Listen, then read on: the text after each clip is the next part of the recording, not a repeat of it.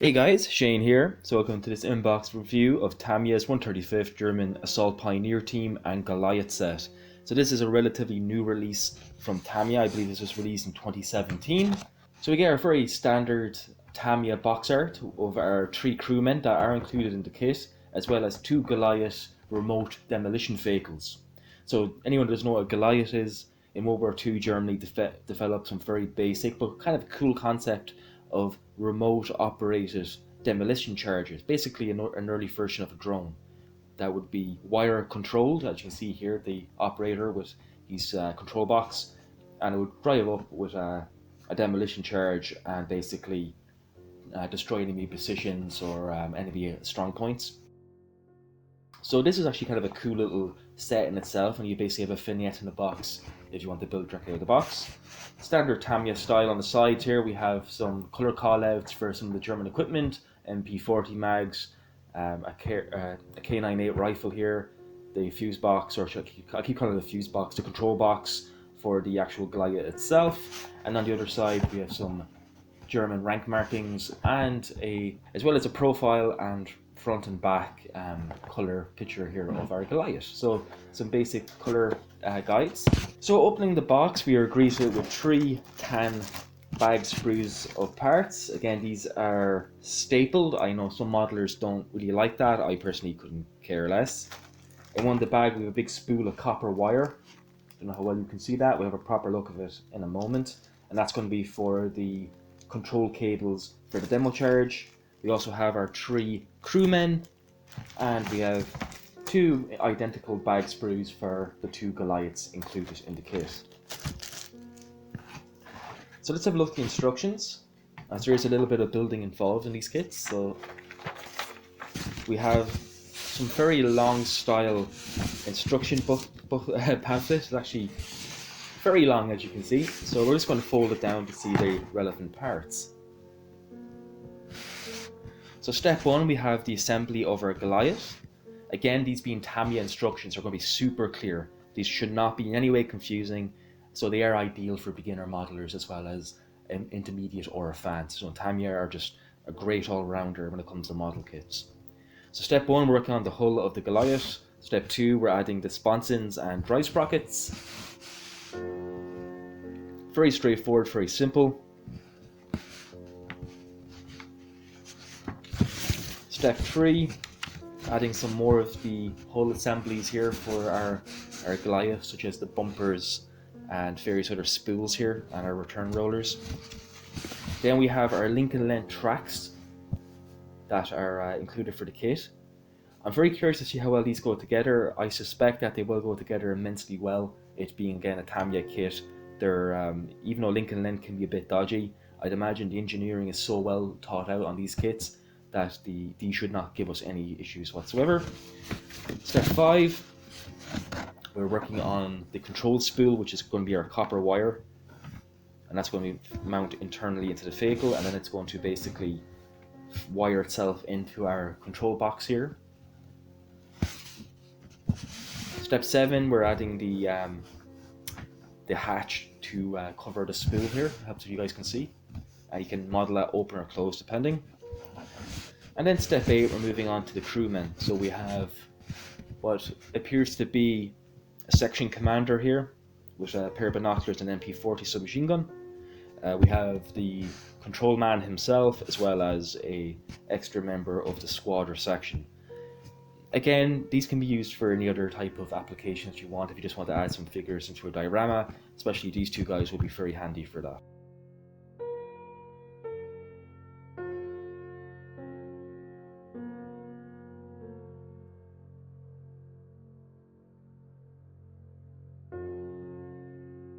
And I've also picked up this set from KFS Miniatures. I think these guys are out of Poland, and this is a US Navy servicemen basically riding around on a Goliath. And this is based on a very famous photograph taken from Utah Beach, I believe, during D-Day.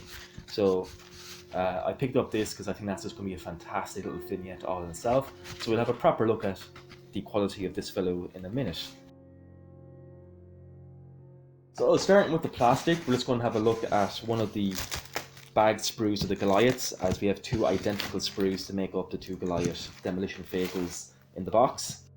So starting on the upper hull, as you can see, the detail is very nice, some lovely crisp rivet details. Bearing in mind this kit only came out last year, so the sprues are going to be fantastic. Also, Tamiya sprues hold, or Tamiya mold should I say, hold up fantastically well. You'll have a kit that's 30 years old, 40 years old from Tamiya, and for the most part they will build up immensely well. So again, we do have some very fine details here, as well as small plugs from the molding process that will have to be very carefully removed and trimmed to take off the bearing. Again, sometimes Tamiya will do that. They'll add these little molding plugs here that you have to remove. They can be a bit tricky, and it's often on very delicate parts, so again, care must be taken removing them. We have some very tiny, itty bitty little dry sprockets, which are kind of cute. So we have a control box, so we have an individual control box for each Goliath. We have the actual control cable spool here. It's molded in two parts. I don't know if you guys can see that. Here and here. Then we have our bumpers again. These are very, very fragile, and again, you're going to have to do some very careful cutting and cleaning work. Then we have the two hull sides of the Goliath, again with our locating tabs to put the lower hull into. Again, some very nice but basic rivet detail here on the lower hull. You're not going to see any of this, but still nice. And then we move on to the sponsons. And these are very nice. Some lovely rivet detail, some nice recessed panel detail here, as well as our suspension buggies with very fine spring reliefs here. So that's actually really nice. For such a small vehicle, they have packed a lot of detail into it. These are very finely put together, actually very nice, I have to say. We do have sag molded into them. And as long as you're kind of careful and test fit as you're working on these, you should not run into any problems with them. I suspect that Tamiya has done a very good job engineering this kit, as we've seen in all their kits, to ensure that these link and lengths will go together the way they're meant to. Often other companies, when it comes to link and length, for example, I was working on Taycom's M3 Lee early, and their tracks for that machine are link and length, and there was a massive amount of work to get them to line up and fit correctly, and even then it's not 100%. There's no real cause for concern with a Tamiya kit when it comes to these type of details, so I'd imagine it'll go together immensely well. So that's the basic Goliath sprue, and we get two of those in the box. Now we're going to move on to B sprue. That also has the copper cable spool for our control wire attached. I'm going to keep that in the bag, I don't want that to get damaged. So let's have a look at the figures. Again, it's in its own individually bagged sprue. Now the interesting thing with Tamiya figures is Tamiya have never really been known for creating nice, realistic figures. They're always either a little bit underscaled or a bit simplified. However, this is a 2017 release, so it's going to be very interesting to see, as a lot of people have noted that Tamiya's figures have been getting better and better. They're still nowhere near to say Dragon level of detail, but they're not too far off that mark if they keep going the way they're going. So we have our three crewmen. So we have a bread bag that has some nice animated detail into it, some nice crumples, so it's not just like your flat bread bag that you get in many other manufacturers. This must be a Luger PO8 holster. Now that looks a bit overscaled to me. That's a very big PO8 if I seen one in 35th scale. We have a pair of binoculars that are very nicely detailed. We have three canteens. Again, these are very simplistic. Tamiya's fighting equipment, like their canteens and their magazines, have always been a bit simplistic. We have an MP40 with the folded stock. Again, the proportions look a little bit weird here. Like the receiver group looks very, very big, and then the barrel looks kind of small and underscaled. It's kind of bizarre. That's meant to be an MP40 mag. Again, looks a bit strange. Again, the scaling seems to be a bit weird. This kind of smacks of using computer-aided design to build these rather than actually like hand sculpting them. We have our Mauser K98 rifle here, or carbine. It's okay. It's not too bad. Again, it's some weird proportioning going on. At least to my eye there is. But it's not the worst I've seen. Then we have their helmets, which are often a bit of a weak point for Tamiyas as German helmets. And these are okay. They're not too bad. They at least look like German helmets, which isn't too bad.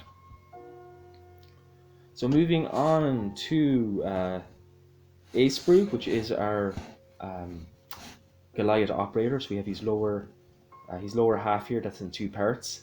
Again, really nice, crisp, and well-defined creases and folds in his uniform. That's quite impressive for a Tamiya kit. Then we have his torso. Again, nice detail here.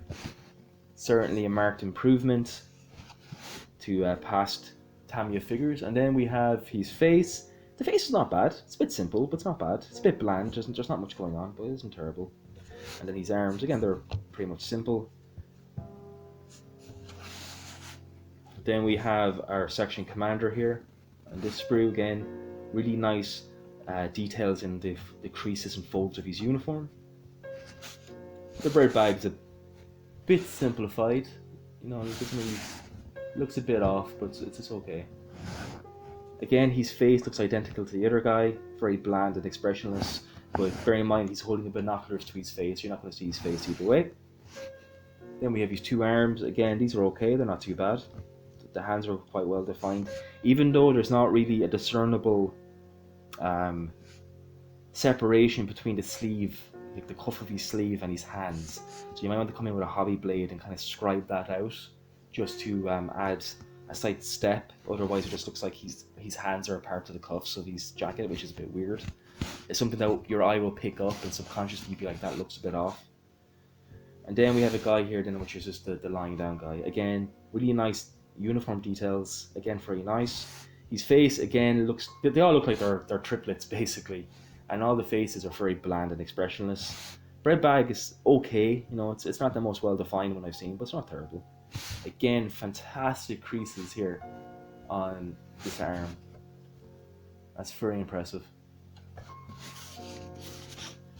And that basically is all the sprues in the kit.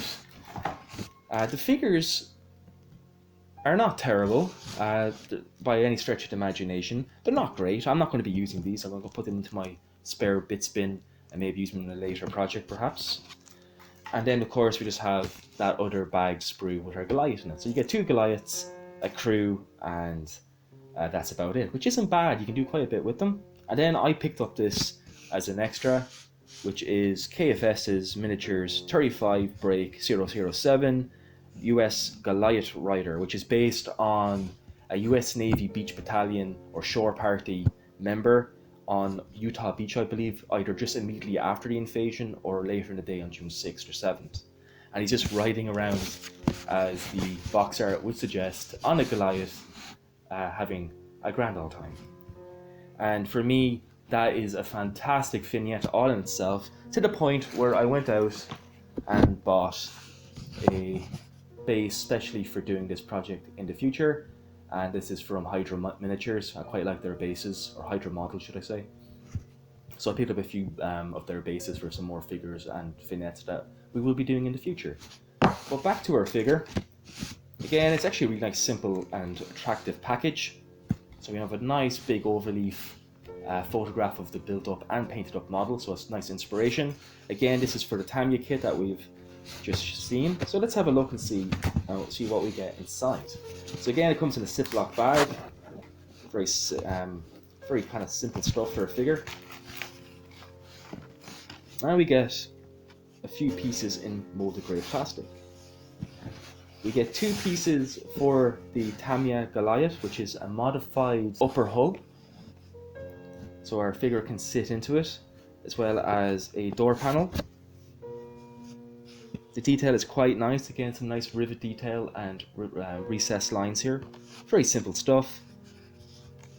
So that's going to be replacing the kit's part. We have a nicely single molded block with the two hands clutching the control box. So you just have to rewire the supplied copper cable in the kit to this.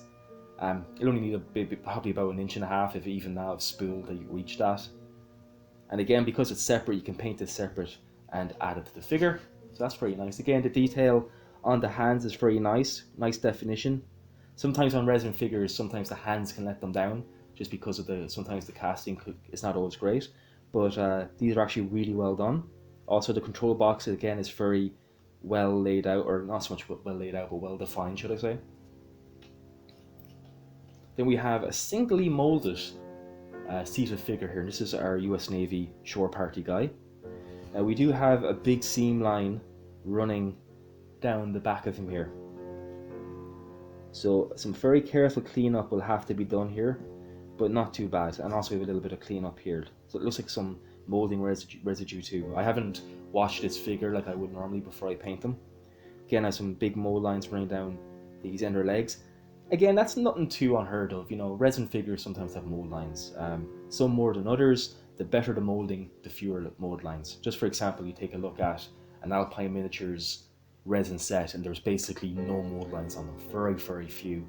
Normally just one that you have to deal with. Here's just 1 or 2, totally acceptable. Again, one piece, arms already in place, so everything should line up correctly. You know, you're not going to be fighting, trying to get his arm or his hands to perfectly, like, to actually line up and clutch the control box. Detail's really nice. He's wearing the kind of workmen's dungarees you often see tank crews wearing in the US military during World War II. He should be a really fun figure to paint up, actually. I'm really looking forward to working on this. Might be the next thing we do, figure-wise. And then we have his head, which is not bad. It is not bad at all. So again, I'm going to be very careful removing this cast plug here, not to damage his helmet or sand his helmet flat by mistake. It's very easy to do that with a resin figure. But again, really nice. We have a very nice chin strap here on his helmet. Now that's either a buckle or an air bubble. I think that's a little air bubble here that'll have to be filled. Again, nothing too crazy. A little bit of acrylic putty will completely get rid of that in a couple of seconds flat. Again, I'm not seeing any big mold lines on the face that need to be cleaned up, so that's very nice and very welcome to see that. And that is basically the contents of KFS's. So there you have my inbox review of Tamiya's 135th German Assault Pioneer team with Goliath, as well as KFS's US Goliath Rider, serial number 35 break 007, and also just a quick little look-see at Hydra models, display bases. Very cool stuff. So this is actually going to be a painting tutorial / vignette video coming up on the channel. So guys, thank you so much. I'll catch you in the next video. Happy modeling, guys, and I'll catch you in the next one.